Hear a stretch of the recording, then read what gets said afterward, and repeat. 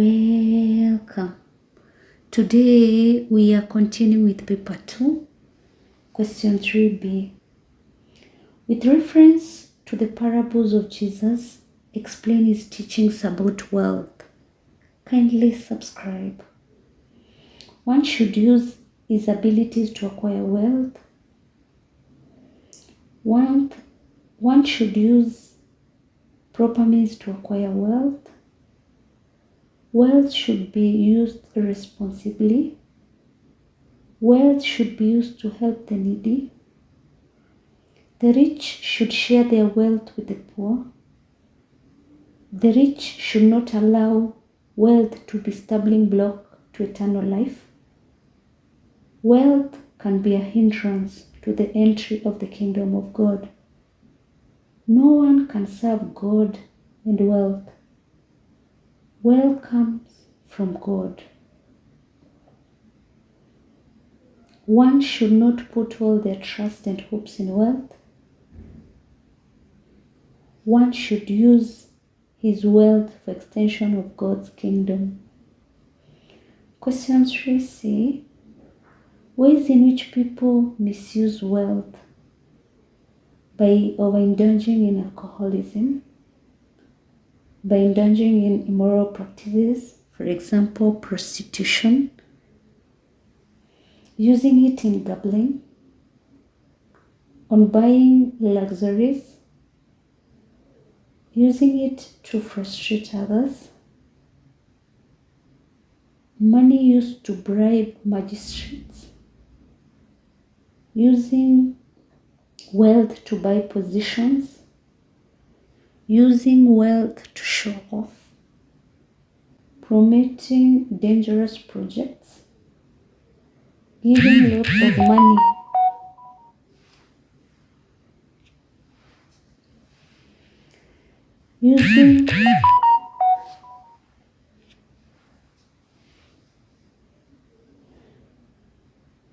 promoting dangerous projects, giving lots of money,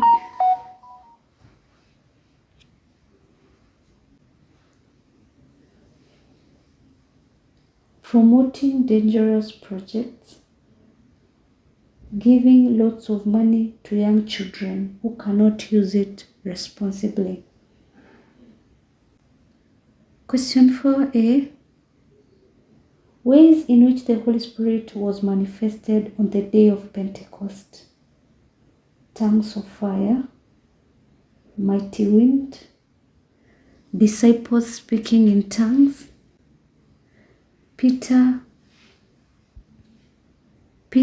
witnessing to Christ, people repenting their sins, Peter remembering the Old Testament scriptures, enabled apostles to remember what Jesus had taught them.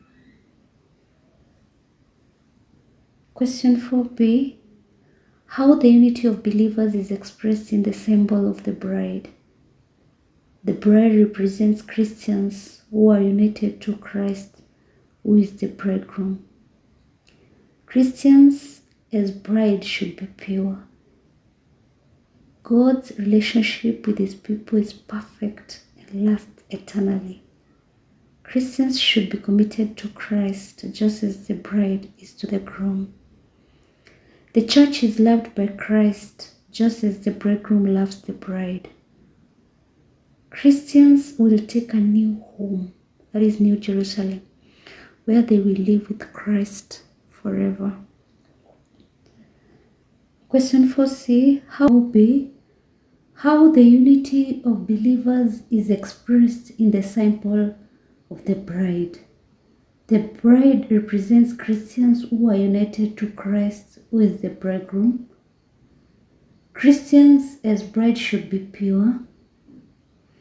God's relationship with his people is perfect and lasts eternally. Christians should be committed to Christ, just as the bride is to the groom. The church is loved by Christ, just as the bridegroom loves the bride. Christians will take a new home, that is New Jerusalem, where they will live with Christ forever. Question 4C. How Christians demonstrate unity in church today? Through Christian fellowships, visiting and praying for the sick, helping the poor, condemning social evils, preaching the gospel to everybody, participating in community development projects, enduring persecution, participating in sacraments. Question 5A. Features of traditional African family. It is for procreation, that is basically children are a must. Polygamy is allowed. Women were subordinates to their husbands. Divorce was rare. Marriage is a covenant relationship. The choice of a marriage partner is influenced and approved by senior members of the family. Payment of bride wealth is a necessary requirement. Marriage does not end with the death of a husband. 5B. Importance of courtship in Christian preparation for marriage. Strengthening friendship between the two. Studying each other's characters. Finding out opinions and feelings of the other about marriage. Introducing the prospective partner to their family members. Informing church officials about their intentions to marry. Seeking opinions of parents and friends. Question 5C. Reasons why the church is opposed to same-sex marriages. It is sinful. It undermines human dignity. It undermines procreation. It is against biblical teachings. It is against the law of the land. It is against the African culture. Question 6A. Factors that led to introduction of money economy in Africa. Changes brought by colonization. Payment of taxes. Introduction of new goods. Introduction of formal education. Introduction of modern medical services. Emergence of new lifestyles. 6B. Factors that cause poverty in Kenya. Political instability. Negative attitude towards work. Historical and social factors, for example, poor family background.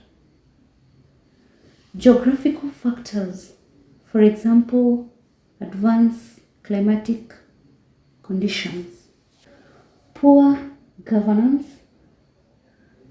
Lack of formal education. Low levels of technology. Unemployment. Laziness. 6C. Measures that the government has taken to reduce poverty. Establishment of microfinance societies to give soft loans to the poor. Start cheap housing schemes for workers. Introducing poverty reduction programs. Ensuring equitable distribution of the country's resources. Supporting K.C.S.E sector through giving loans. offering support for free education, engaging in cost sharing and provision of medical services, ensuring that the rich are taxed, give bursary to needy students, start community income projects. Did you understand? Kindly let me know in the comment section below. Also, let me know what video I can look at tomorrow. Thanks a lot for subscribing and listening to me. God bless you.